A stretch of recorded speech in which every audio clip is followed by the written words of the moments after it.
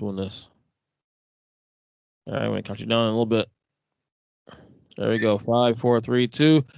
Take 3 Wrestling Podcast coming to you on, well, we're recording on October 20th on Thursday night. I'm your host, Ernest E. Christian, alongside Mike Bernier, Joe Lopez. Fellas, what's going on? October's almost over already. I can't believe it. I know, right? It's like almost a whole new year. Yeah. A whole new year. I knew he was going to sing that. I knew he was going to sing it right away. I set him up even when I don't even intend to. Wait, but there was more. Oh, no. A whole new year. WrestleMania is going to be 2 days. It feels like too many shows. Where will I eat food? There's no time for anything else. It's a work in progress. I'm sure you guys intend on going anyway, regardless. Buddy, you forgot to mention the fact that Wrestle Kingdom was 3 nights. Yeah, true. And you know, the truth is, not to get deeply into this, because number one, it's not a topic, and number two, Ernest would have no idea what the fuck we were talking about. I feel like WWE will have an easier time filling 2 nights of WrestleMania than New Japan is going to have filling 3 nights of Wrestle Kingdom. Correct. Like, a much easier. I feel like WWE was going to have an easier time with 2 nights of WrestleMania than New Japan was going to have with 2 nights of Wrestle Kingdom. I would agree with that. We don't have nothing to go standing on. I was going to say, but you don't know. You don't watch New Japan. Yeah, that's the point. But I would still agree with that. Because Vince is good. I love that for you. Thank you. I appreciate that. Anyway, let's get to the first topic of the show, shall we? And I think it's going to be Joe's topic kicking off. Yeah, absolutely. So I've actually wanted to bring this topic to the table, the Take 3 table, of which I'd argue Mike is the head. Table for 3. Acknowledge me. I just did. I was talking to you. You want food? Does he want food? What do you want? I mean, how you want me to acknowledge you? To say, hey, what's up, dog? Like, does Mike want food is like being like, Joe, but do you want dick? Like, why is that a question? Again, Mike, you see what I'm saying? Somehow it goes from you want food to all of a sudden this fucking guy wants Joe used a very logical comparison. Right? Over the idiotic comment that came out of your mouth. Oh, CEO and CFO of Fat Kid Certified, if he wants food, it's like asking a gentleman who does porn, gay porn, if he wants penis. It's basically the same fucking thing. Thank you. By the way, do you have an update on the porn? Any updates? It's coming out soon. I keep checking the website. It's coming out soon. So they got to edit shit together. Like, I'm the Val Venus of this show. I appreciate that. My lord. Anyway, Ernest, you can watch it. As what? Craig wants to know if you're going to watch it. No. Sorry. Hey. Can't do it. Sorry. But you got to support your friends. I'll buy you a cookie at Auntie Anne's or some shit. Can I get pretzels at Auntie Anne's? I mean, what the fuck? Who eats the cookies from Auntie Anne's? I do. What's wrong with Auntie Anne's cookies? All right. So anyway, my topic tonight that I'm bringing to the table, and I've wanted to bring for a few weeks now, is about the WWE Women's Division. And specifically, the question that I have is, does WWE have a women's wrestling problem? And I've wanted to bring this to the table for a few weeks. First of all, based on, we finally got the Queen of the Ring tournament, where they got the Queen's Crown tournament, whatever. People have been asking for that for years. Yes. We finally get it, and it basically is like a fart in church.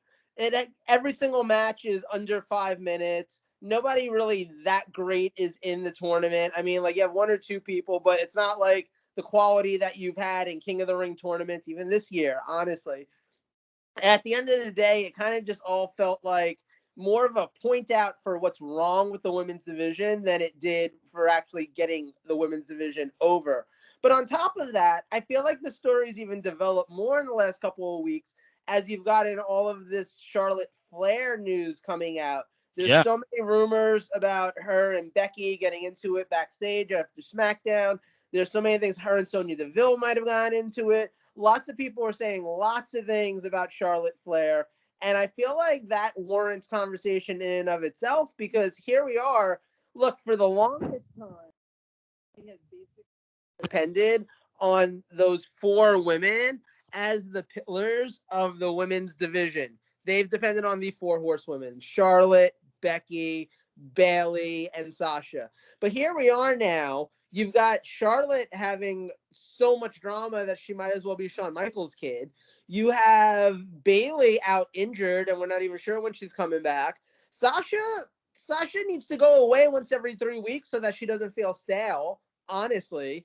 And on top of that, you've got Becky, who's finally back, but I don't know. I mean, like, that's awesome. Becky might be about the one of them right now that doesn't feel completely stale, and it's because she was gone for like almost a year. You have that benefit to it.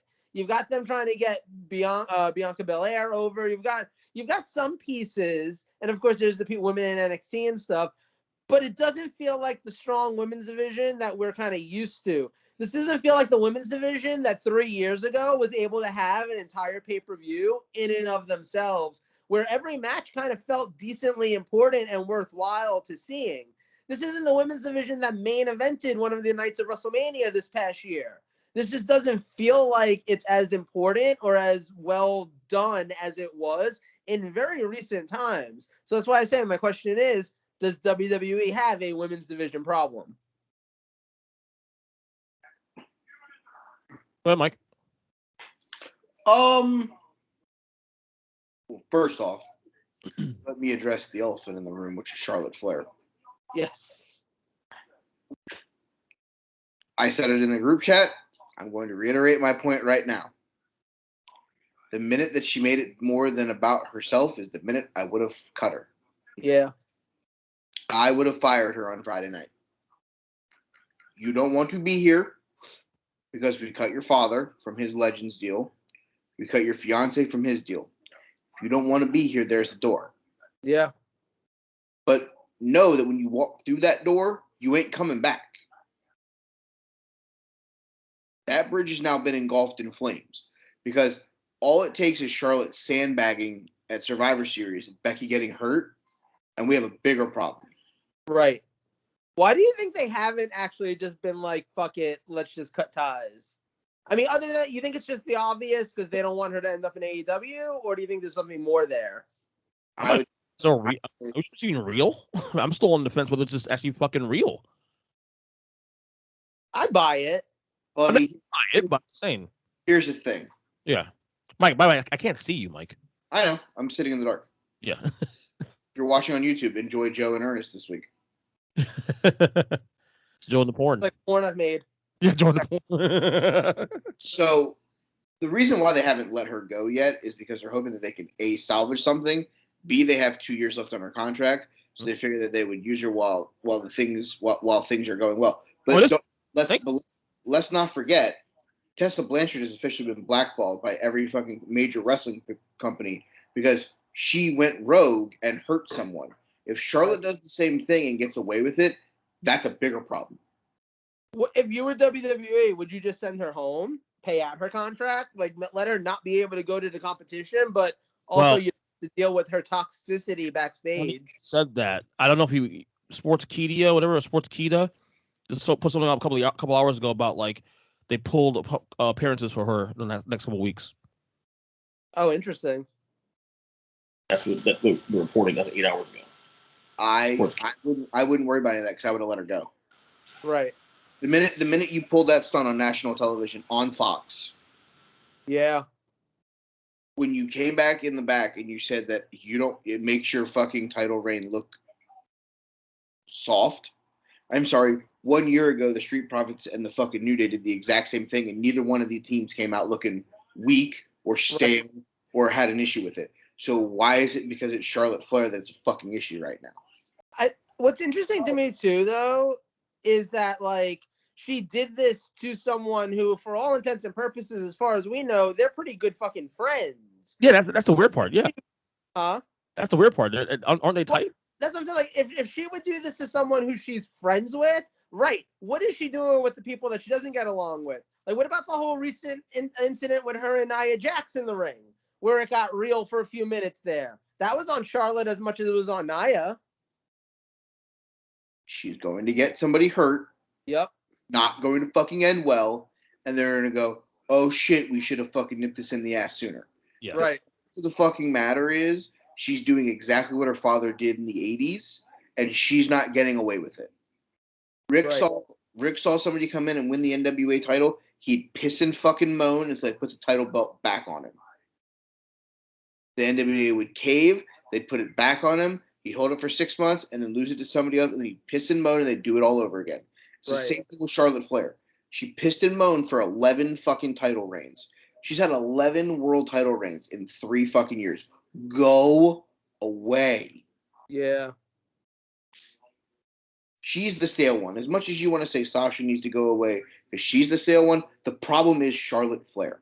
The problem has always been Charlotte Flair, and the problem will always be Charlotte Flair.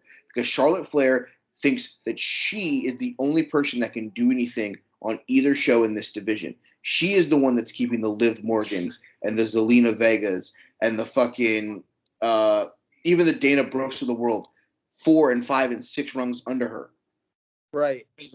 Her bitching at the fact that she's not in the title picture.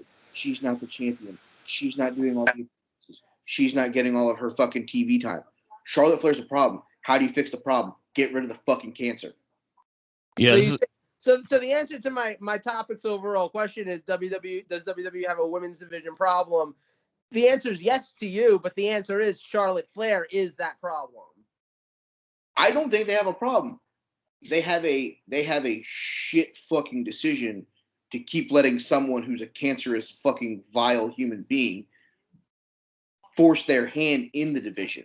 Right. I think if Charlotte Flair is out of that division, I think the entire women's division runs a hell of a lot smoother. Yeah, according to Sean Ross Sapp of Fightful.com, she's been pulled from upcoming media duties by WWE. Pull her from all of them and take the fucking title belt off her and make her title run look really weak. Be like, you know what, strip. Survivor Series. No, don't even give her the Survivor Series. They'll make it a title for title at Survivor Series. Don't even give her the on the line. Just fucking strip her the title. Yeah. You don't want to look weak? Here you go. I'm going to make you look even weaker. Your fucking decisions on fucking Friday night mean you don't get to be a champion anymore. I'm still look. I everything you said there, Mike. I completely agree with you on that one. I'm still have that 5% like thinking like, is this still fucking real? I like, is this like trying to hype up maybe a Survivor Series match with her and Beck? I don't know. I wouldn't take off the table. To be honest, there's one match at Survivor Series that you don't need to hype up. It's that match. Right. You need to hype up Roman Reigns versus Big E. You need to hype up Damian Priest versus Shinsuke Nakamura. You need to hype up a tag title match versus the two champions. The one match that has the built-in, like, you don't need to go fucking hype anything up because there's probably a video package of their old matches that's sitting there ready to fucking go, is that one. That's on top of that, like, WWE is not the company that does, like, fake backstage angles that get reported as real to, like, you know, roundabout hype things. Like, that's never really been their MO. If something's coming out from the back, it's usually like legit stuff that is happening. I mean, as far as we know, rumor wise, but it seemed weird. I don't know. A lot of these stories, keep going. It seemed weird. Keep going, guys. I'm Logan's awake. It would just seem weird that a lot of these stories wouldn't be true when so many of them keep popping up. And some of it's on live TV. The incident with Charlotte and Nia Jax happened on Raw on live TV. You could see the moment when that stopped being scripted and started being, okay, bitch, what you want, you know? So there's no denying that these things are happening in some capacity. Now, obviously, every story ends up being like blown out of proportion and, you know, stuff gets added to it, and she gave me a paper cut turns into, she pulled out a big ass fucking samurai sword and chopped off my hand. Mm-hmm. Like, that's the way that rumors be, you know, like that's just life in general. So is it possible that like Charlotte and Becky got into, like, you know, a couple of angry, heated words backstage, and that turns into a story where it was them being pulled apart trying to fight each other? Yeah, that's totally possible, but it doesn't change the fact that her attitude is still there, and it doesn't change the fact that, honestly, even ignoring all of that, the fact that WWE still keep going to Charlotte and Becky and Sasha and Bailey when she's around. The fact that it's like this never-ending thing, and yeah, for like a hot minute, it looked like they were going to get Rhea in there, and that kind of failed. And they looked like they were going to get Nikki Ash in there, and that was working, and I don't really understand why that's kind of disappeared. But then now you have Bianca, like they're trying to make Bianca happen, and they haven't given up on that, so I do appreciate that.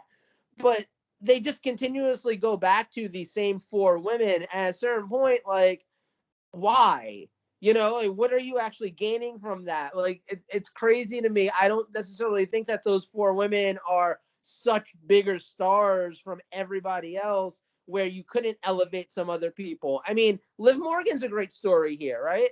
Like, Liv Morgan is literally one of the most over people with the crowd. She's like the fucking female Zack Ryder, in straight down to the fact that even though she's so over, she's never getting used. She's barely on TV. When she is on TV, it's only for a couple of minutes, and she never really wins. So, like, how do you explain that? You know what I mean? Yeah, I think the issue here is there are very few people in that division that they trust, and the four are the ones that they trust the most, so they always try to go back to who they trust. Right. I think Charlotte has engulfed that bridge of trust in flames. Yeah. And I don't know that she is on the correct side of that bridge anymore. Right. I would obviously say that people like Liv and Zelina should get pushed. I think the reason why the Nikki and Rhea thing kind of went to the wayside is because they moved them to the tag division, because Right. that's still a fucking thing that they have to worry about. I think once they eventually lose the titles, I think both of them go back into a title picture. I mean, I think that the reoccurring thing that just keeps coming back into my head is that the second and third tier members of the women's roster have no ability to expand Right. because of the people at the top that are stopgaps. Right. Now, if you tell Becky that in a month she's going to lose to Bianca Belair, I don't think we get the temper tantrum that we got from one Charlotte Flair about getting a title belt. Right. Right. You tell Charlotte next week, hey, by the way, at Survivor Series, you're losing the title and you're losing it to Zelina. Oh, it's unbelievable. She's 3'7", and I'm Right. 6'8", and I'm Ric Flair's daughter, and I'm an 11-time champion, and you're losing. Right. Exactly. You're losing. Like, why are we having an argument about this? This is what's happening. This is what I'm doing. Right. On. Like, let's be Right. real. Do you think with the women's division roster that they have right now, do you think they could do another like all women's pay-per-view? If you include the NXT roster, yes. And with enough matches that would actually be like interesting and worthwhile. I Yes. don't remember what Revolution had on it. Just because if you look at it right now, you could have Mandy Rose defend the NXT women's title. Right. You could have Gigi and JC defend the NXT women's title. You could have a Dakota Kai versus Raquel Gonzalez match. Right. You could have the Rhea Ripley, Nikki Ash defend. You could have both of the women's title matches. That's 6 matches That's there. 6 matches right there, yeah. You could have another match or two out of random build. Zombie Storm. Well, yeah, because then you could have a battle royal. Then you could have elimination. Yeah. You could have. There's things that you could do. You could do it, and it would work. But the problem is, you would have to add the NXT roster. Yeah. To make it work. And like significantly add them too. Yeah, you'd have to defend both of their titles. You have to have Raquel versus Dakota. Right. You'd have to have 3 NXT matches in that 8-match card. Realistically. Right. I mean, personally, like, I think that's something that we could do as a topic if we really wanted to. Yeah. And I think that would be a fun discussion. Like, maybe we could do that next week since we're talking women's wrestling. Yeah, totally. Here's one for you. Here's a question I will pose to you, and I might answer it afterwards. I don't think Ernest will be back yet. From each women's division, Raw, SmackDown, and NXT. Okay. Name one woman who you would push that isn't currently getting pushed. On Raw, it would obviously be Liv. Yeah, 100% agree. SmackDown would be Toni Storm. Yeah. It's crazy that they're still not using her. And on the NXT roster, it would probably be... I mean, I can't say they haven't been pushing her because she was just one half of the NXT Women's Tag Champions. And I know the obvious answer here is Io, but I would push the other one. I'd push Zoe Stark. Okay, that's interesting. I think she could be a really good singles wrestler. I think she could be a really good addition to the singles field on NXT. So it's something that it'd be fresh. It'd be something different. Yes. Or obviously Indy. Yeah. As a singles. I was gonna say, because she's getting pushed. Like, she's one of the major characters on that show. That's what I'm saying. She had Candice as her partner, then she married Dexter Lumis, and now she has a new part. Like, I think at this point, I'd almost be happier if she was just doing her own thing. Like if she was if she was Dexter's second, and like Dexter came out to the ring with her occasionally, like they were doing stuff like that, and she didn't have a tag partner, I feel like I'd be happier with the individual push. And I think that's why I would say again. I don't think that she's not a major player because she is, but there's an ability there to make her an even bigger player if you just let her. And I think that's the thing that I come back to. That's someone that could fix the problem there. Yeah. You know, Liv, even Zelina Vega on Raw. I would be taking this Queen's Crown thing and I'd be shooting that thing up to the moon. Yes. Tony obviously on SmackDown. I don't know what they're going to do with Shotzi and Tegan. I heard a rumor that Shotzi was going to be heel now that they're broken up. Right. Like, if that's the case, push heel Shotzi on I think she's on SmackDown. Yes. Okay.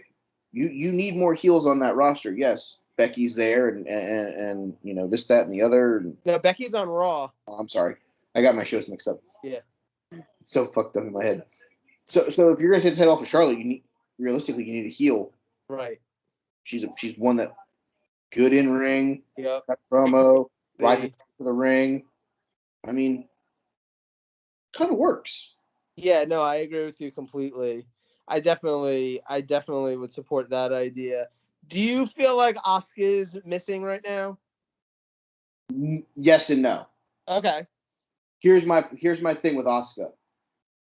It's nice that she's gone because when she comes back, it's going to mean more. Yes. Which is kind of what I was getting into with Sasha earlier. Like, I love Sasha, but I feel like Sasha, for some reason, gets stale very quickly. But, like even her recent run, like, honestly, she disappeared at the exact right time and came back at the exact right time. Like, I'm not mad that she's back right now. Mm-hmm. I think with Asuka, the safe thing here is that she's getting healthy, because if she was actually actively wrestling, hurt, or came back already, like, I don't know that she'd be doing anything. True. And I'd rather not waste the good in-ring time of Asuka on something dumb or shitty. True. Agreed. So what I fall back to is I think that Asuka being out right now helps, because hypothetically they decide to take the title off Charlotte. You can put Asuka on any show you want. I know you said that she was on, I think they said she was on Raw. No, she's a free agent right now, I'm pretty sure. Oh, I thought they said that they put her on a show, but I don't remember. Whatever. Yeah, I could be wrong. I thought she was a free agent. I mean, either way, you could move her if you need to. And Asuka is someone that you don't really need a reason to move her. Right. So I would say that she's your emergency stopgap when she gets healthy. Right. Hey, we need somebody to come in. We need somebody quick. We need someone that we trust. Go to Asuka. Right. And I think that's perfectly fine for her right now. I would say that I would say that the smartest thing they could do is merge the two women's tag titles together. Yes. and let whomever defend it on all three shows. Yeah. I just don't know that I necessarily see the depth in the tag team division.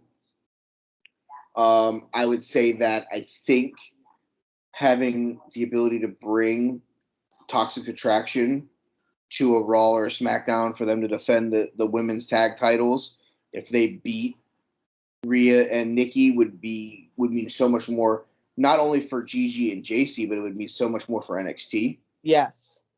And I think that's something that, like, okay, it's NXT 2.0. It's not, them taking over like they did 2 years ago before Right. Chicago. But it's still okay, they're still a good show. They still have champions. Gives them the national TV exposure on a Friday night SmackDown. Even if the title match is 6 minutes and they beat whoever real quick. Right. Oh, you can see them defend it this Tuesday on fucking NXT on USA against Io Shirai and Zoe Stark. Right. So I think that's something that I look at, is that I would say that you fix. I'm using air quotes. You can't see it. Dark. Fix a issue by getting rid of something that's clogging the division. Yeah, that makes sense. It's like talent there for having 2 sets of tag belts and stuff like that.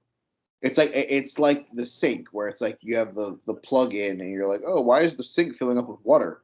If you pull the fucking plug out of it, like, the water will drain. Right. You could fix some fluidity in that roster by opening up the valve of not having to have 2 women's tag titles. Right. So that's me. Hold on now. No, I kind of agree with you. I think that would solve at least some of the issues that they have there. I think that there's still a lot of potential there for a great women's division.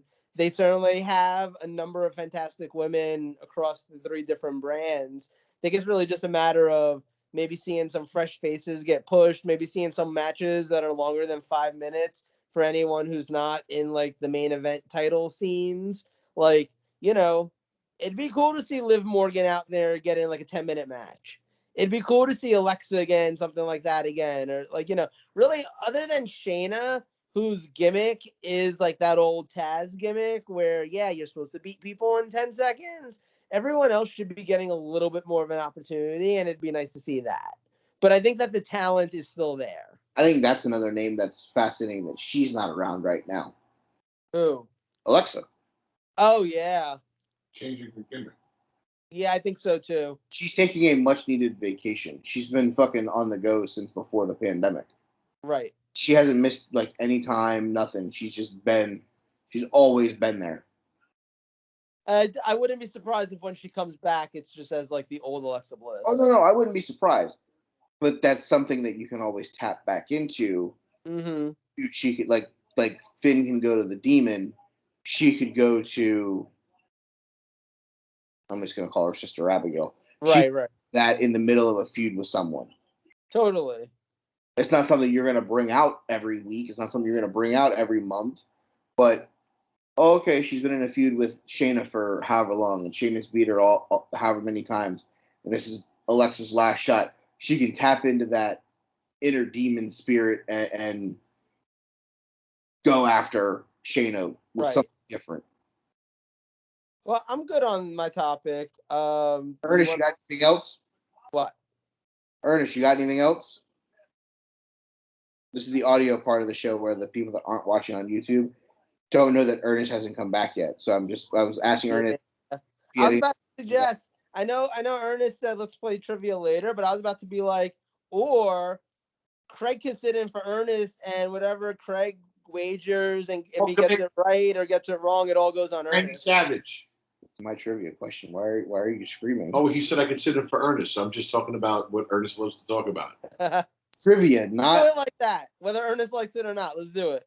But no, real quick though, on the whole thing with Charlotte. Yeah. I don't think she's gonna purposely try to hurt anybody physically, but I could see her missing spots on purpose to make Vince look bad and make the look bad.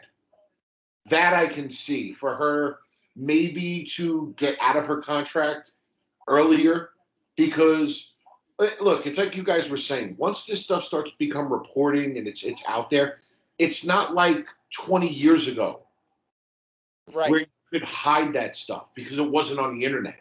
Now, if there's really an issue, that shit's on Instagram while it's going on. Yeah, exactly. And the whole thing with Andrade, I saw he tweeted, fuck WWE. You have Ric Flair over there. Another thing, like Mike said, if you kick her out, don't invite her back. Right. I don't necessarily say that, but the thing is, what's to bring her back? Why bring her back? Her father's already done with the WWE. It's not say, oh, let's bring her back because of her daddy. No, the guy's 80 fucking years old. I mean, goodbye. You're they're done. probably not trying to touch him right now anyway with everything that came out with him. No, and you know, another thing Mike said, dude, 11 title runs in however long she's been there. I'm really, really throwing it down the fucking fans' throat. Like, oh, she hasn't had a title in 3 weeks. Let's give her one. Like, no. Spread this shit around. And that's why her whole thing got so tired so quick. Yeah.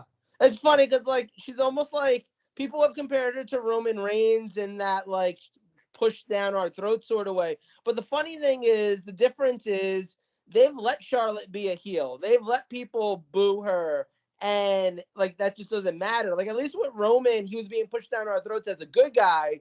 So now that, you know, you could freshen his character by just finally making him a bad guy. It's what they were able to do and gave his whole career a new life. Charlotte, there's no real saving her in that regard. Like, there really just isn't. Nah. She is just, athletically, she's phenomenal. Yes. For what she can do in the ring. So I think maybe that would be one reason why they would be hesitant to just, you know, just give her walking papers and let her go. Because if she went to AEW, like, you want to talk about revolutionizing their women's division, like, she would, like, make their women's division, like, ridiculously better overnight. See, but I don't think so. Yeah, I kind of went with Mike. She doesn't fit that style. She doesn't fit their in-ring style. I think... And she's going to want the world title, and she does not deserve to be women's title. I think she cares more about the wrestling, like, you know, guys like Daniel Bryan did, where it was more about the wrestling than all this gimmicky and drama shit and storyline shit. She wants to wrestle. I don't agree with that. Yeah, I don't think so. Charlotte I think the only thing that she's actually interested in is protecting her spot at the top. Charlotte Flair's biggest fan is Charlotte Flair. Yeah. Charlotte Flair's trying to what is it that they say? Get her bag? Yeah. That's all she's worried about is making sure that her check clears her bank account, making sure she gets however much money she can get, and doesn't give a fuck about who's feeling cheers in the process. Yeah, exactly. And if she goes to AEW, I don't think her fucking style fits there. She definitely doesn't deserve to be champion over Britt Baker right now. Britt Baker's the most overacting fucking women's wrestling right now. That's why they pulled another title, so they didn't take the title off of Britt Baker. And I think that Charlotte's negative attitude will clash with more people in that locker room, because those would be the people that would look at her and be like, last time I checked, we did this without you. Yeah. We don't need you. Right. Like, if anything, I feel like AEW would end up having the exact problem we were just talking about with WWE, where the women who could be getting pushed aren't, because someone like Charlotte Flair is there insisting that she get pushed. Yeah, but I think the difference is there would be enough women in that locker room that would be like, we built this from a shit women's division that everybody hated to a women's division that's actually fairly decent. Like, we don't need you here. Yeah, but I mean, also you got to figure that if she were to get out of her contract, which I doubt, they're not going to let her go. But I'm sure that when she sat down and negotiate with them, they would take all of this stuff into consideration. What she's done, her attitude, and all of this shit. Because then basically they can tell her, well, you just left the WWE. If you're not going to abide by what we want you to do here, there's no Ring of Honor. Japan. She'd go to Impact. She'd go to Mexico. Yeah, Japan's not, like, I mean, there are women's wrestlings in Japan, but it's not like she'd wrestle at, like, New Japan. Sucker. But think about her ego. Does she want to go get buried in Mexico and not be on TV? Does she want to get buried in Japan and only be on like a random cable channel over here? No. So, you're not your dad. It's not these.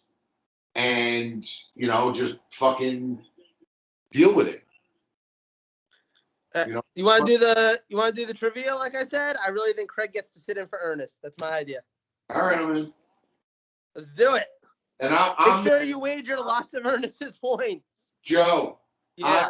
My wager before the question. If it makes you feel better, we'll allow you to do that this 1 week. All right. So going into trivia this week, this has 600 available betting units. They're all in. Yes. Joe has let's see. I know it's sad. I guess we're gonna say that Joe has 1,000 available credits, but he's in the hole for 2,000 as of right now. Woo! He got his second stimulus check this week. What? Yeah, that's a terrible fucking penalty.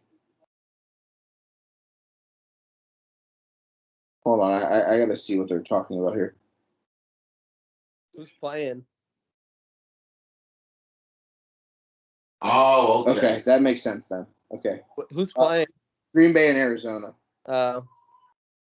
Arizona's undefeated, and there was just a very ticky-tack call that didn't make any sense. But when they showed replay, it actually kind of made sense. Gotcha. All right, how many points do you have? I have 2,600, but obviously I'm not Right. involved in this. Right. So Craig has made it publicly known that he is wagering all of Ernest's money. Do you want to make your wager now before you hear the question, or do you want me to? Sure, I'll wager 300. All right. This question brought to you by yours truly. This isn't going to be one of those a match back in the 80s. What is the exact time it went? No. This is a match from the 80s. A long time. Fuck off. At the very first Halloween Havoc show in 1989, the main event featured a tag match inside the Thunderdome cage match. Team 1 was Ric Flair and Sting. I knew it. I knew that was one of them. They took on Terry Funk and this man. Oh, man.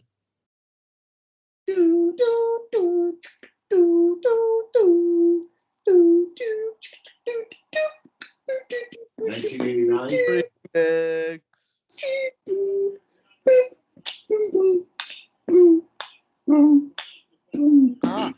Oh, I like this one. You like the remix? Yeah. To Ignition. Chicka. All right, again. In the Thunderdome cage match at the 1989 very first Halloween Havoc, Ric Flair and Sting took on Terry Funk and this man. Fun stipulation here, not that it's involved with the actual question. The only way that they could win the first Thunderdome cage was if the seconds threw the towel in to end the match. Oh shit. Okay. So, I'll let Joe answer first here. I'm going total guess based on the timing of it and who was around then and who they feuded with and stuff. I'm going to say who is the Great Muta. Craig? Kevin Sullivan. All right, so Ernest is down to 0 because it's not Kevin Sullivan. The correct answer is... Craig misheard the question. He thought you asked who killed Chris Benoit's family. Oh, okay. All right, makes sense then. The correct answer is who is the Great Muta? Oh, I got it. Yep. Because he was always feuding with Sting. Yep. Their seconds in that match were Ole Anderson and Gary Hart.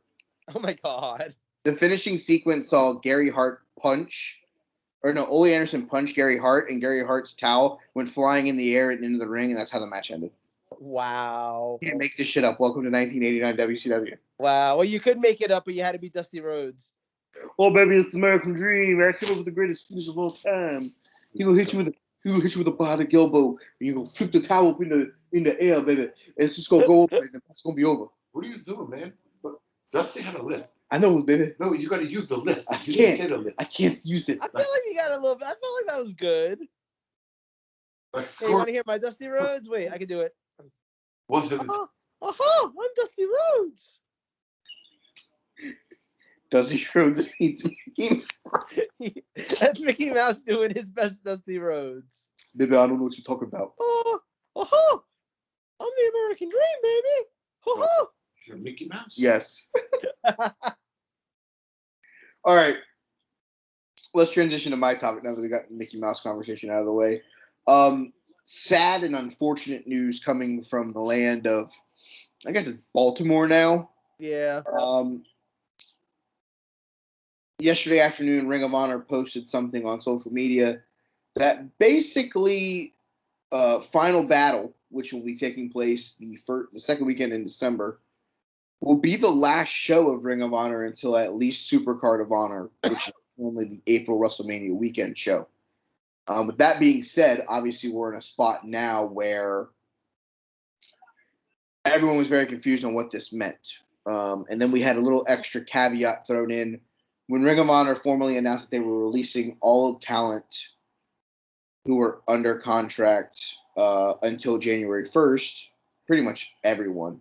Yep. Let them work other places while still paying them. Because Ring of Honor is still paying them, obviously. What I think is interesting with that, though, if we believe they're actually coming back in April, why are you releasing everyone from their contracts? Well, I think the other issue is it's not that they're just releasing them from their contract. I think a lot of contracts are going to be up before April, and they're just letting them go now.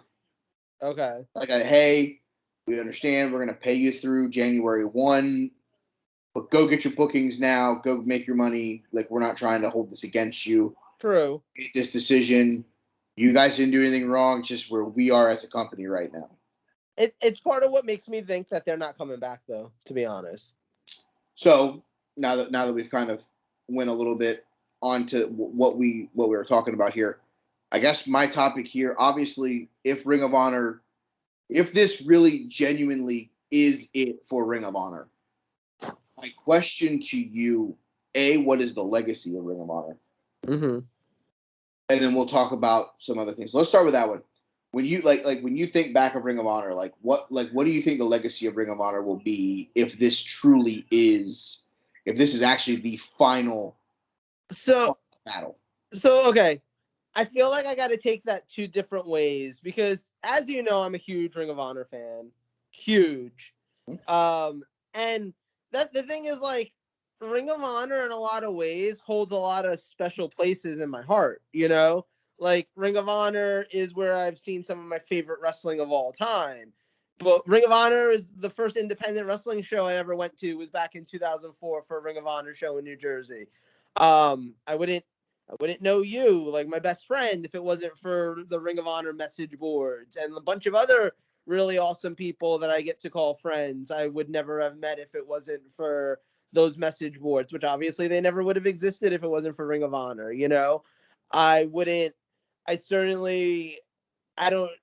a lot of things that I feel like I just like wouldn't exist for me personally. Maybe even my love for pro wrestling. Because honestly, like there have been 2 times where Ring of Honor was the thing that got me back into pro wrestling. Like, I was kind of waning on my fandom around 2002. And then I heard about Ring of Honor. And when they started putting out DVDs, I ordered like the first like couple that I could. And I remember literally watching those shows over and over again. Like in one weekend, like the first weekend that I got the first DVD from them, I finished it and I was like, wow, that was amazing. I don't have any more. I'm just going to watch the show again. That was a thing for like at least a couple of their DVDs when they first started coming out, because it was so unique and so different and such an alternative to everything else that was on TV at that point, which was just WWE actually, because WCW was gone, ECW was gone, TNA hadn't really come out yet. Like they were just like on the cusp of coming out. I'm pretty sure So I'm pretty sure I watched TNA first. And the thing that brought me to Ring of Honor from TNA was the Jerry Lynn and AJ Styles feud. Because they were doing their matches on TNA. And I remember they had a match at an ROH show. It was Road to the Title. Mhm. And I was like, oh shit, I love their matches in TNA. I might as well check this out and see how their matches like in another company. And I was hooked from there. Like everything about that show from there fully got me into that company. So, you know, and then again in 2007, like I had died out on my wrestling fandom again around 2006 or so, both with WWE and even Ring of Honor and stuff like that. But in 2007, I started to get back into it a little bit. And I remember going to the Manhattan Center. I remember going to a Ring of Honor show in August of that year. It was the one that had the Briscoes against Steen and Generico as the main event. And you had Danielson versus Morishima in that, where like Morishima like fucking almost took Brian's eye out and shit. Yes. So I remember going to that show because I was like, oh, like let me go check it out. It's been a while. I haven't been to a Ring of Honor show, and falling completely in love with wrestling again that night. Like that's the power that Ring of Honor, when it was at its best, no pun, what would have for me. They would literally make me fall in love with wrestling again countless times. And I think the interesting thing is for a lot of us kind of OG Ring of Honor fans, and you could agree or disagree with me on this, Mike. I mean, you are one of these OG Ring of Honor fans. What am I? It feels like, and then Ernest is there. It feels like in a lot of ways, Ring of Honor already kind of died. Like the Ring of Honor that we knew and loved, probably by about 2000. I mean, but like in my mind, I kind of lost interest around like 2013, 2014. I know that they were still successful well into like 2017, 2018, but to me, they were only successful at that point because of New Japan. You know, they literally had Bullet Club as like the main act. They had AJ Styles, they had the Young Bucks, they had all of those guys. It was basically a New Japan offshoot at that point. And then after all those guys left, you've had just kind of a there but not version of Ring of Honor. And the pandemic obviously didn't help things. In fact, I'd argue it might have been the death blow because Ring of Honor was about to come back in a very interesting way and start having some more of like the callbacks to like some of the former Ring of Honor talents from when we all loved it back in the day. That ended up going by the wayside because of the pandemic. Was it true? And then Pandemic too? Was it true? They were paying their guys for the pandemic. Is that true? what? They were paying their guys for the pandemic. Yeah, that's as far as I know, that was totally true. And obviously they came back and did the no fans thing and that whatever, like they put out some good shows, but obviously that was a very weird time in wrestling in general. And now, you know, now we're hearing that like, so even if they do end up coming back in April, it's obviously not going to be even remotely the same company anymore when you're releasing the entirety of the roster. Like, and it makes me wonder, like, if they do come back in April, like, what do they do? One thing that I had said to Mike the other night when we were talking about it on a car ride was, if I were them at that point, if I'm actually coming back, I'd probably try to grab some of the former Ring of Honor talents that are out there on the indie scene. And the three names that I mentioned that I'd go with are Davey Richards, Low Key, and who was the other guy? Austin Aries. Okay. Because those guys are actually three big pillars of Ring of Honor at various times in the company. And I think, now granted, you bring those three guys in, by 3 months down the road, you don't have all three of them still. You maybe have one of them still. The other two will somehow find a way to get pissed off and take their ball and go home. Because it's just what they do. But it's part of the reason why in such a hot wrestling market right now, they're not signed anywhere. That's part of the reason. So I would take advantage of that. I'd get guys like that. You know what? I'd get fucking Prince Nana and reform some version of the Embassy. I'd bring back the Ring of Honor that we all knew and loved in some capacity. I don't think that's going to happen. And that's part of the reason why it's like this is all really sad news to hear. But for some of us, I feel like we kind of came to terms with Ring of Honor not being Ring of Honor anymore like years ago. In a lot of ways, AEW feels more like Ring of Honor. AEW feels like Ring of Honor if Ring of Honor had actually become like a huge company. Half the roster basically came from Ring of Honor. So, like, Argue the AEW that's really where it's at. a little bit. Can you argue What? that AEW sort of hurt the indies a little bit too? Can you? I mean, I don't know. I don't know that I'd make that argument. I'm gonna say no because it seems like, with the exception of Cody, the Bucks, like the main guys, like they still let the Daniel Garcias of the world, Right. the Lee Moriartys of the world wrestle independent shows. Right. Like, I don't think they're like, as long as it's not going up against an AEW show, like I don't know necessarily they're telling people no. Fair. Yeah. See, when I think of the legacy of Ring of Honor, obviously, you know, Joe hit on it. Like, I wouldn't have one of my best friends. I wouldn't have had, you know, someone who was there on my wedding day and stuff like that if it wasn't for Ring of Honor. You know, and I wouldn't have the friends that we have from the message board. I mean, hell, you know, a lot of people don't know this. We created our own message board after the Ring of Honor message board got taken from us. Yeah. Taken. Yeah, Ring of Honor, when was it, when they sold to Sinclair, or was it before? Yeah, it was long before that. They just kind of got pissy about, like. So I think wait, you might be right, because they sold to Sinclair as early as like 2012 or so, didn't they? that's what I'm saying. You're right. It was when they sold to Sinclair. If it wasn't when they sold to Sinclair, it was right before the sale, so they were trying to clean up the loose ends. Yes. No, you're 100% right. So basically, we went to bed one night and the message board was there. We woke up the next morning, it was gone. Yeah. And none of us could figure out what happened to it. Then it started coming out to the light that shit was going on. They were unhappy with people giving negative feedback, or, you know, talking about, you know, what they felt something should be and this, that, and the other, and they decided to pull the plug. Right. Knows to all of us. So that's when the Looney Bin was created, which is our little.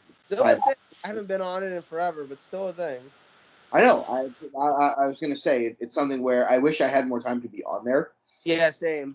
Because we still have a lot of friends that post really interesting things on there and talk about stuff, and I like. It still exists then. That's cool. cool. Yeah, the list could still exist. Ring of Honor message board doesn't. Oh, okay. But, you know, the funny thing is, the thing that brought us together was a game of Survivor on the message board. Right. So it's funny because, like, when you think about the little things like that, like the people that I've met through Ring of Honor has been a thing. Me and Joe were talking about on the drive yesterday. We were talking about how I flew to New York for a final battle, went to the show. They were supposed to have our tickets at will call, we thought, because Joe, for some reason, never checked his mail.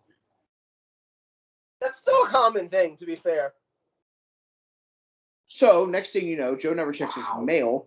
No, so yeah. we argue with these people for like 40 minutes because I'm there from out of town. Obviously, I'm living in Florida, and we're like, yeah, this doesn't work for us. So, like, well, we can offer you tickets to the next show in like March, and I'm like, guy, I'm not flying from Florida to New York in March for a show. Like, it's not our fault you don't have our tickets here. Like, you guys fucked it up. We thought. It was Joe that fucked it up. So they hooked us up with seats that they put right by the light post, like right by one of the lighting fixtures, in the middle of like the walkway. They're like, yeah, you know what, guys, just you guys can sit here. Funny, Chris Hero ran right by us during the final part of the show.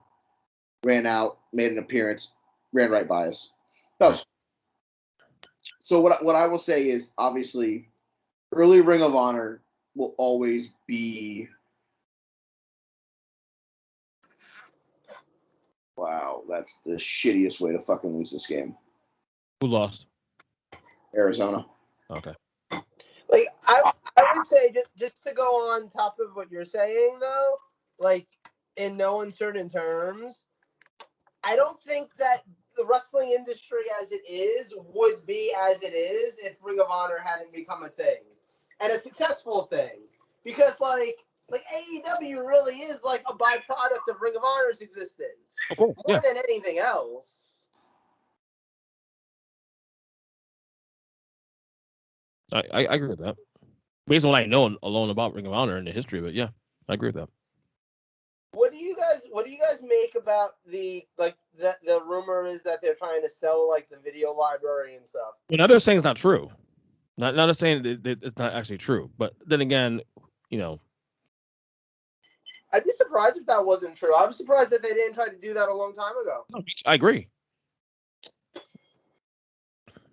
Jesus, wow. If you're WWE or AEW, would you try to buy it? Of course. But why? More content. Content's king. But if you're AEW, why do you need more content? I'm not saying WWE. I'm saying especially we would want okay. WWE could definitely, obviously benefit from it, obviously, but yeah, more content. I mean, yeah. What do you think, Mike? I'm sorry, I was ranting about the idiotness that was this fucking football game. Yes, if I'm WWE, yes, I'm trying to buy that video library as soon as I can.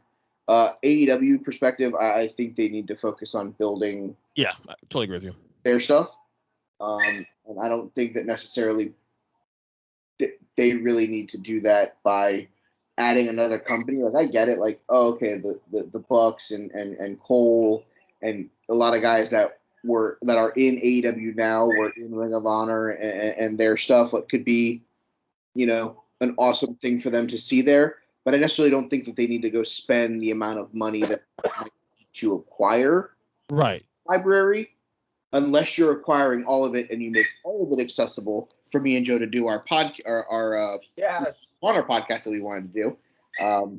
That isn't going to cost us like $1 billion in fucking DVDs. Right, for real. That's true. So the way I look at it is, I would legitimately consider them. I would consider the ability for them to do it. Them being WWE, I would stay away from it if I was AEW. And honestly, if I was Sinclair, like, until I knew for sure that I wasn't coming back, I wouldn't sell the video library. The only reason AEW would do that is to Sell the library. There is no coming back. Right. The only reason AEW should consider doing that, and I mean saying it, they should, is to not have the WWE have it and keep it for the long play. Keep it for the long. Yeah, but here's the thing, like, I get that, but why worry about what WWE's doing? No. I completely agree with what I'm saying if you're doing that, you do the long play to have it accessible in like 5 to 10 years. Not right now. But in that case, don't buy it right now. Let Sinclair completely go under and buy it for pennies on the dollar. Right now, the video library is the only thing worth having that has the Ring of Honor name attached to it. Like, there's nothing else to have that has Ring of Honor attached to it. All the contracts are gone. All the talents are free agents. There isn't anything there that you have to go get. Right. There isn't anything that's like, oh my God, I have to go get this person. I have to go get this thing. There isn't any of that. Which begs the question now too. I know they said they'll be back in April 2022. Correct. Do you think they actually will come back though? Do you think they actually will? Because like I said, I don't.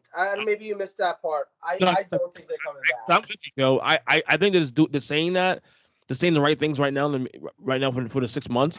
But I just think that, you know, if things are this bad right now, you know, and who knows what a talent. I mean, there'll be talent obviously available out there by springtime, but who knows? I don't know. The optics look bad for me personally on this one. Here's the thing. This is the perfect thing for them to do.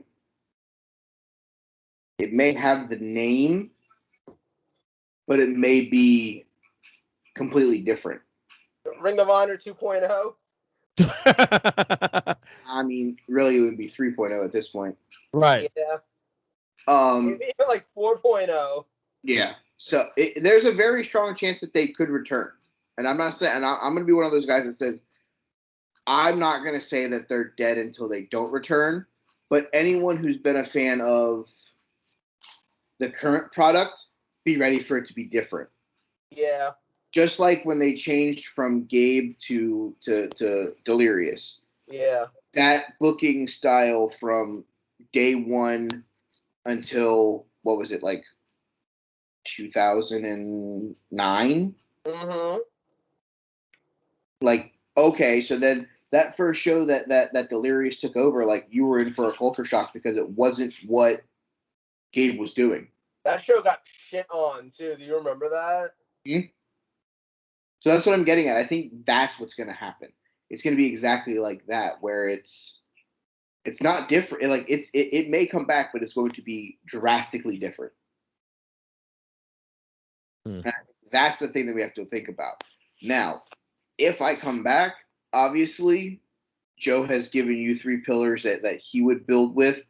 I'm going to give you 3, and it's going to be completely different. Ooh, It's, okay. It's Lethal. Okay. It's Gresham. And it's Hot Sauce Tracy Williams. I would bring back all of the foundation, and I would make Ring of Honor a pure wrestling company. What kind of odds of Gresham will be gone, though, by April? 50-50. Wasn't the rumor that Tony Khan actually got on a contract already? Or at least... That's the thing. 0 of them will go to WWE. Yeah. There may be, like I told Joe, there may be 1 or 2 guys, your Dak Drapers, your Brody Kings of the world. That's it. And here's the thing. Tony Khan isn't signing 25 guys. He's not signing a second roster. Like, who should he go get out of that group? The Briscoes? Guys, really, they should have been cancel culture years ago. Me and Joe talked about this on our drive. Some of the dumb shit they've said. Wait for that to pop up on social media whenever someone starts scrolling through them when they find out they signed an AEW contract. Right. Tony Khan may not want the heat from that. I saw it coming up already today. The whole, like, the stuff that Jay Briscoe tweeted back in 2013. Exactly. That's my point. Dude, guys, delete your fucking tweets. Please. Delete your fucking tweets. Buddy, you don't have to delete them. There's some random schmo that took a screenshot of it in 2013 that still has it. If you think, when you're typing out that tweet at any point, do you think this may fuck my career path up? Don't hit fucking tweet. Yeah. The second you put it out, someone's ready to screenshot it. Yeah. Especially if you're a wrestler or anyone famous, forget it. You're drawing dead. Literally, Chris Benoit dead, too. Not like, bring him back. No, like dead. Oof. Honestly, if I'm Tony Khan and I'm trying to go get a couple guys, yes, I want Jay Lethal. Yes, I want Jonathan Gresham. Yes, I want Dragon Lee. But I'm fun there. I think Jay Lethal will be fun in AEW. Sure, but I'm not bending over backwards and throwing money at every person that they've said. You know the one guy that they should go sign more than anyone else?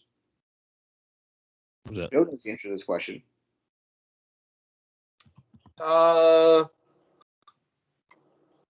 You're upsetting me right now. Oh, Dalton Castle? No. Who? Danhausen. Oh, I always forget that he's signed to Ring of Honor. It's very Funhausen. Oh, Danhausen? Yes. They should go hire Danhausen. And I would love for a Orange Cassidy, Danhausen, Chuck, and Trent and Chris Statlander best friends. Kick Wheeler Yuta to the curb.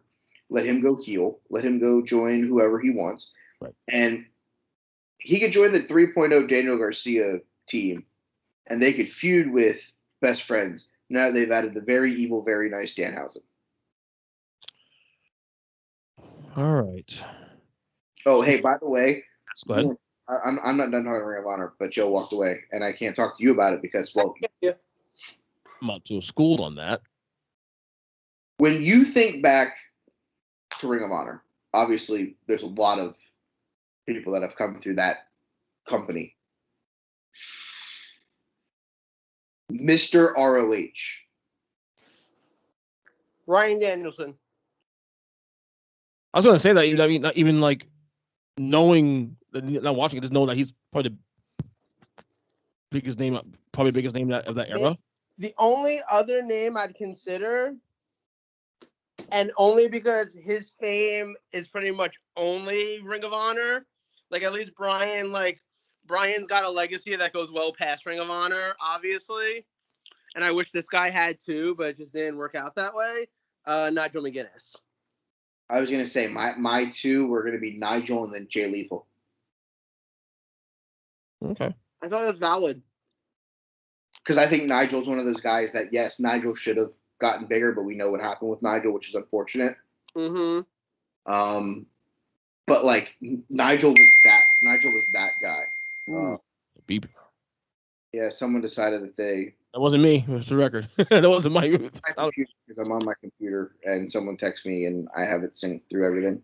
So like Nigel should have been a bigger star, but he with his situation that happened and the hepatitis and the fucked up shoulder and neck and everything else, it didn't work out. Unfortunate. And then of course Jay Lethal has done Impact and stuff like that, but Jay's best in-ring work has been in Ring of Honor. Mm-hmm. He was a heel with Truth Martini and the Book of Truth and the House of Truth and all that fun stuff. And it was such a different character for him, and it worked so well for him. He really lived that role. And then he went back to the police. Now he's done the pure stuff with the foundation and stuff like that. I'm interested to see again what happens. Like I want them to come back. If they came back as a pure wrestling company and did stuff like that, I wouldn't be mad at it. I wouldn't either. Like I would love that idea. I'd love that change. That change would be. I will say this though. There are some people that have been released that like the Matt Tavens of the world. Like, no, I don't think Matt Taven should sign in AEW. I don't think he's AEW talent, but I think Matt Taven's really good in ring. Yeah. I think Matt Taven, you know where Matt Taven should go and would be a good addition for them? Mexico. NWA. Yeah. Oh, I can see that. Him, Bennett, even if you took Vincent and all those guys from the Righteous and just took them to NWA. Mm-hmm. Like that would be a good move for some of those guys. Like I wish that whoever was in charge of their Wikipedia page didn't clear out the roster page, because I would like to go one by one and literally be like, where could this guy go? Mm-hmm. Like where would it make sense? Like obviously not all of them are going to fucking AEW. Not all of them are going to WWE. Hell, I don't think they're going to WWE. No. See, Logan. He 100% agrees with you. Snap agreed. Again, that's just my opinion. I think there's a lot of things left. I'll stand up. Going on. Also, Ernest, just so you know, before we move on, we've already done trivia. You now have $0. Craig played for you. You failed. See? Oh, see Joe? Look. See Joe? Yeah. All right, cool. Good talk. Glad we had it. See you out there. All right. 1 second. My kid is telling me to be done, but like he has to understand we have another couple topics to go here. Joe, you have anything left this week? Yeah, this bagel that I'm eating. Next. No, nothing left this week? Yeah, this bagel that I'm eating. Next. Send me over. Okay. Hold on. Okay, I guess we can do trivia now. I guess I'll get out of the way now. See, he wasn't listening for that part of what I've said. Sorry, he took my headphone off for a second. So. We filled in for trivia with Craig. You now have $0 because Craig bet all of it for you. So look, you can pick anybody but Craig. Why you pick Craig for to do that? sitting here and you weren't. Whatever. All right, hold on. I'll read you the question and see if you'll get it right. Okay, what's the question? Right, I'll give you your money back. Okay. He'll never get it right. Exactly. That's why I said I'll give him his money back if he gets it right. At the first Halloween Havoc in 1989, Sting and Ric Flair teamed up to face Terry Funk and this man in a Thunderdome cage match. Is it Cactus Jack? Nope. Shit. Who was it? The Great Muta. Oh! I got it right. Shit, you did get it right? Mm-hmm. Nice. Good stuff. All right, I guess that's my topic now. And this is a topic that I actually did a poll on my Twitter page about 2 weeks ago on this. I think right before Crown Jewel about Seth Rollins and whether or not you consider him to be a top 20 all-time WWE superstar. I believe 57% said no, 40% said yes. Look, I missed the early part of Seth Rollins' career. I'm only now catching up, obviously, on what I missed, between his NXT years and, of course, obviously, leading up to where he is now. But I'll tell you, every time I see Seth Rollins in a big match, man, he feels like I'm not saying he's a top 5 guy, but he has so many great big matches. In the same way when I look at Randy Savage as a kid or Shawn Michaels as a kid, like I get the same vibe with Seth Rollins, and like this match with Edge, at Hell in a Cell last week, at Crown Jewel, is another one of those moments. Like, damn, this guy fucking he just comes through every time. So, he obviously WWE's has existed for well over 50-something years and whatnot, and it got me thinking, should Seth Rollins be considered? When you consider his, his in-ring work, he's decent on the mic and all that. Is Seth Rollins a top 20 guy all time in the history of that company? I'm not saying all pro wrestling. Let's say in WWE history. I feel like that's a hard question to answer because WWE has existed for what now? Like 45 years, something like that. Like since the early 80s, basically. Well, Vince. So. What, 82, 83? Right. So, okay. So we're talking about like almost 40 years. Yeah. Right. So it's like I'd have to sit down and actually like rank out all of the greatest all time. Do I think that he belongs in the like top 100? Totally. Oh, do I think that he's one of the top 20 of this generation of wrestlers? Hell, I put him in the top 10 of this generation of wrestlers, but it's hard to go all time. It's hard to go all time when you've got a list that needs to include Hogan, and it needs to include Rock, and it needs to include Austin, and it needs to include, there's probably like 6 or 7 names, maybe even like 10 names who your list is a joke if you don't have them on your list, whether you're big fans of them or not, whether you like them or not. I don't care if you think Bret Hart was the most boring wrestler of all time. He probably belongs on your list of top 20 all-time WWF talents. Because that's just... Don't try to put that vanilla midget on my top 20. But, like, seriously, like, guys like him, Shawn Michaels, I mean, hell, I feel like you could easily make arguments for, like, Razor Ramon and, a lot of other guys like that. So, like, it's hard to take one name and be like, does he belong in the top 20 without sitting down and analyzing all the other names that potentially belong on the same top 20. But do I think that he's an incredible talent? Do I think that he's one of the best men on the roster right now, period? Do I think that he's consistently been one of the best men on the roster for the last, like, almost decade at this point? Yes. Would you say I think that gets him in the conversation at the very least if we're having the conversation for this generation? Would you say he's probably a top 10 guy in the last 10 years? Of all of wrestling or just WWE? WWE only, that's it. Yes. Right. Okay. Because I agree with you. And based on the things I've watched, watching the matches he had at SummerSlam, obviously the moment he had at the at Mania 31, he's had big moments. Yeah. I mean, and that's what it's all about. Hogan's not a great wrestler, but he has great moments. You know what I'm saying? And right. Seth, look. If you made a top 10 for every decade of WWE, you had a top 10 from the 80s, a top 10 from the 90s, a top 10 from the 2000s, top 10 from the 2010s. Should really make the topic. I mean, yeah. I'm totally. That's part of the reason why I'm mentioning it. I thought it would like tickle your fancy a little bit. Right. And there's nothing I like doing better. So. I just, if you were to put like that together, does Seth Rollins belong on the top 10 list from the 2010s? 100% in my opinion. 100% I think he belongs there. Does he now rank within the top 20 of all of those lists combined? I don't know. It's interesting because, like, I don't know. The only era I can't really speak on heavily is Ruthless Aggression, and then the early part of the PG era. Like, obviously, Randy Orton probably on that in that conversation. If you were putting together a top 10 for like 2000 to 2010, you need to have on there.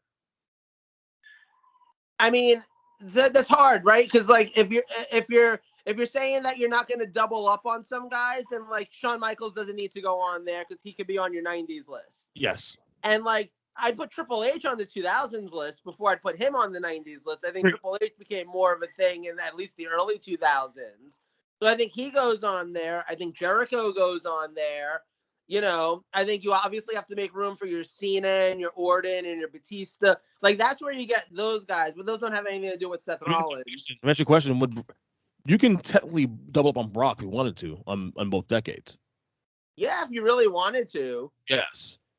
Because he goes away for 8 years, comes back, and then to be honest, his second one's better than his first run. So one of the things that I think is interesting about Rollins, though, is he even fits into the Ring of Honor conversation. Because he's another one of those guys that got his start, at least like on a real level. Now he appeared elsewhere also. He came from, I forget what company, but he came from a smaller company in the Midwest. IWA Mid-South. What was it? IWA Mid-South. Okay. He was also part of like AAW for a while too, I want to say. Yes. So, you know, he obviously had a lot of indie roots. He was on Wrestling Society X on MTV back in the day and stuff like that. So, you know, Ring of Honor wasn't the only platform that he had, but they pushed him to the moon, and he earned it.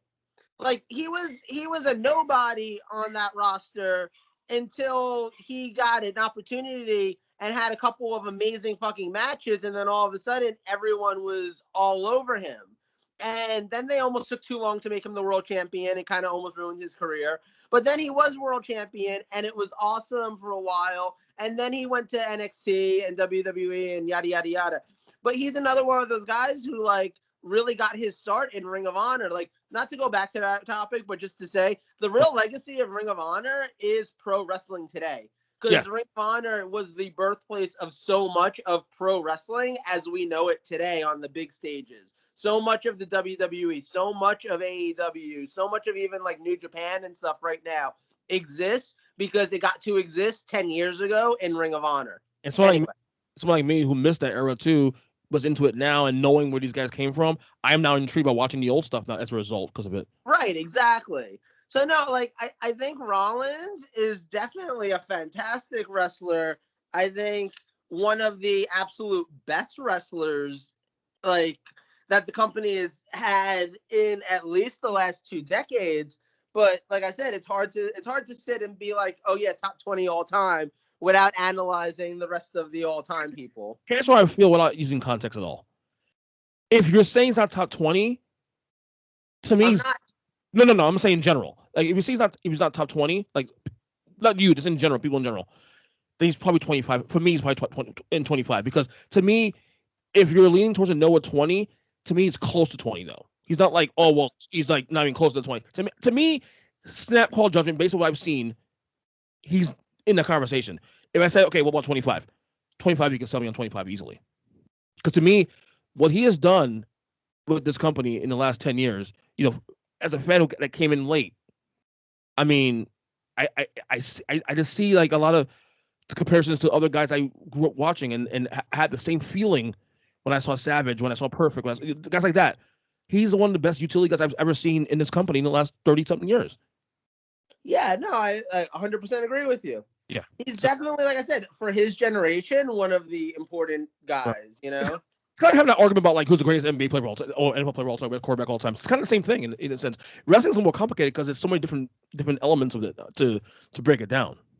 Yes. You know? So, but I think I would probably, if I had to guess, I would say reluctantly yes, but I would be mad if someone says no. But to me, I think it's closer to 20 than people give him credit for. That's what I will say. Can I just say that I appreciate that on the Halloween episode of Take 3, we have the Invisible Man and the Monster in the Dark? Yeah, unfortunately. This beautiful mug. Yeah, Joe, it's all you, man. It's you and porn. Porn, I can't believe you, man. Unbelievable.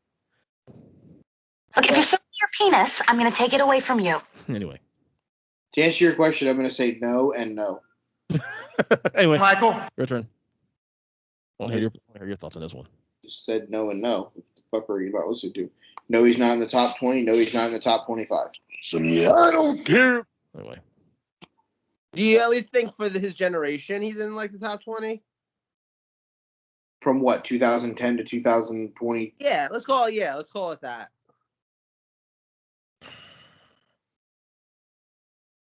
I will lock him into no worse than the top 15 with discussion of a top 10 spot. wow, I'm surprised you have that low. Buddy, let's just rapid fire. No, let's go. This generation alone. This generation. Let's just rapid fire the overall. Hogan, Savage, Brett, Michaels, Austin, Taker, Rock, Punk. You think Punk over Rollins at this point? Yes. Okay. Yeah. CM Punk has the longest. I'm not saying you're wrong. I'm just because again that's another era I wasn't a part of. So your perspective here counts. So that's 8 names that I just ripped off without actually taking a second to look at anything. Cena, 9. Lesnar's Austin. 10. Did you say Austin? Yes. Orton, 11. Edge. Edge is 12. Yeah. Fucking Roman Reigns is 13. Guerrero, Eddie is 14. Benoit, whether you like it or not. Kurt Angle is 15. Uh-huh. If you have the conversation with Benoit, that's what, 15 right there. Yeah, 16 actually. Okay, that's 16. Now you have the fringe guys, the Razor Ramones, the Diesels, the Mr. Perfects, the Ultimate Warriors, the as much as he's not a world title guy, your Dolph Zigglers. Of those guys, though, honestly, the Warrior being the only one I probably consider over him because of the fact that he was a tip-top guy for a little bit. He was way over. I would consider Perfect over him. I consider Rick Rude. Wow, I'm a little. I mean, Buddy, I feel like you can make cases for Boss Man. buddy, they were in a fucking part where the only champion that ever was there was fucking Hogan.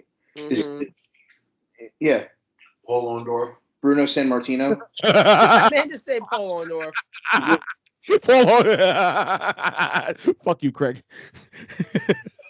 I mean, there's guys there that you're not thinking about. Your Owen Harts of the world, Bulldog. Right. You know, there's like, and this is just Tito literally. Santana. Yes. Owen, yes. Bulldog, no. Well, let's not forget, Ric Flair worked for this company. Would you put his WWE run ahead of Seth Rollins' WWE run, though? That's the thing. I don't know. I would do that. If you're doing Flair in the totality, obviously that's an obvious answer. Yokozuna. He only lasted 2 years at the top, and then he was Ludwig Borga. Wait. Crush. George. So Mike, but specifically Demolition Crush. Yeah. Ernest. Yeah. Piper definitely. Piper. Yeah. I mean.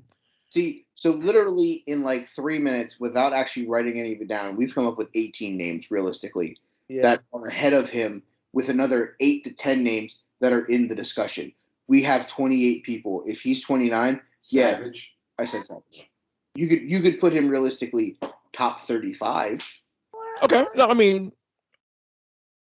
Better. That's what I mean. My argument would be he's top 40 because he belongs on a list of 10 out of each generation on his generation. I mean, Seth has had a title, what? The world title, what? At least, well, that Universal, what? Like 3 times? But I think here's one thing that's interesting, though. And, I know we're going to wrap this up, but, just to say this. Right. Rollins isn't done. A lot of the guys that we're naming, their careers are done. We can watch the complete versions of their careers. Rollins still has lots of juice in the tank. I think you could make an argument right now for a top 10 or 15 or 20 spot all time for Orton before you could. Yes. Oh, yeah. We've been. I mean, that's that's been the narrative. But Orton's also been around 20-something years. So, right. A decade from now, if Rollins is around for another 10 years and he's got the 20 years under his belt, we might be having a different conversation. But the problem is he's going up against someone who's going to be there for 10 years and is going to be in the conversation a lot sooner. Well, as long Yeah. as he stays Yes. as long as he stays near the top, he has to be a tip-top guy. As long as he's near the top, like right now. Like, I could see him finishing his career as a potential top 20 all-time guy.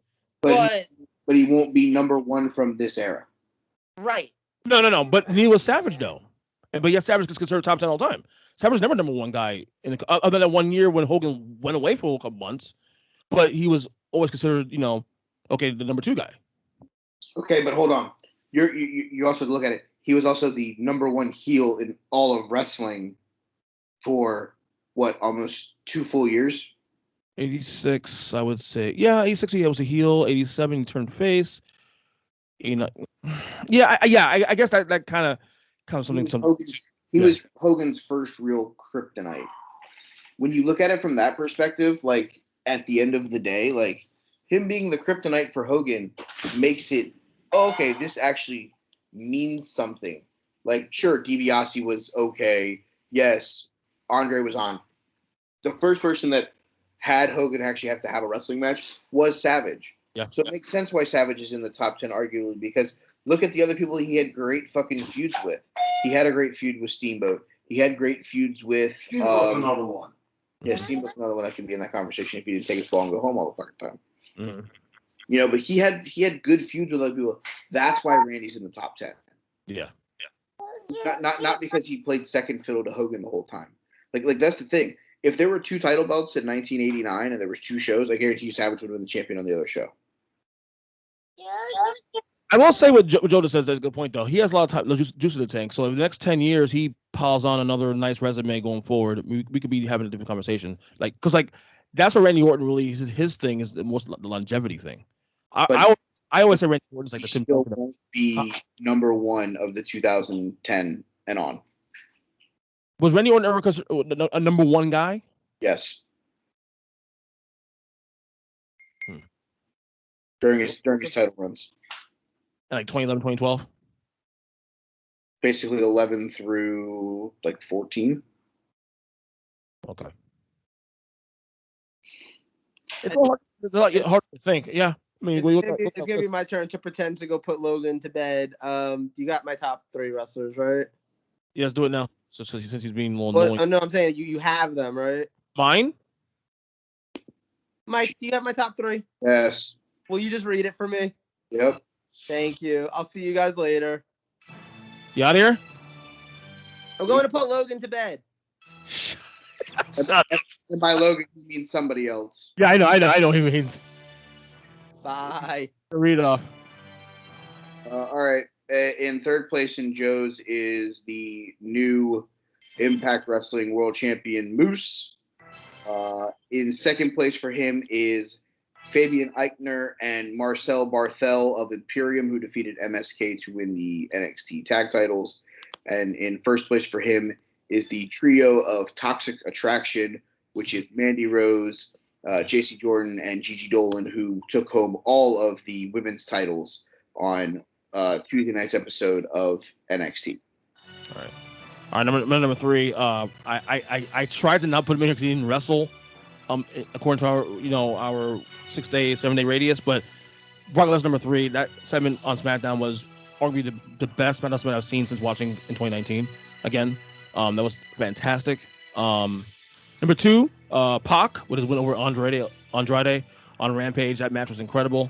That's part 2 of their rivalry here. And number 1, the new Impact champion Moose. All right. At number 3, I have the tag team of Fabian Eichner and Marcel Barthel of Imperium. At 2, I have the Impact Wrestling World Champion Moose. I really wish that spot would have been held for one Josh Alexander, but here we are. Yeah.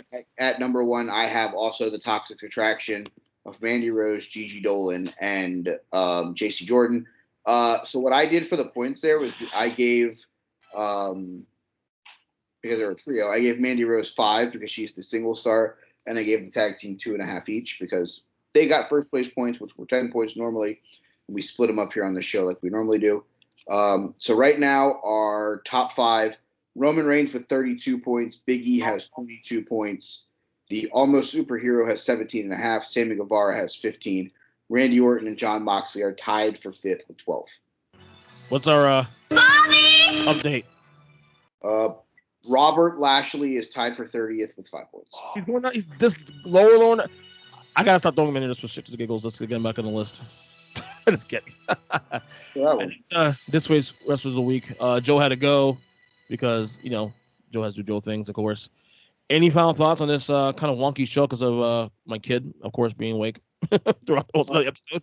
I mean, I guess the thing I come back to is like, if this truly is the end of Ring of Honor, it's been fun. I'm interested to see what happens this week. It was a busy week for professional wrestling, with Impact having their pay-per-view.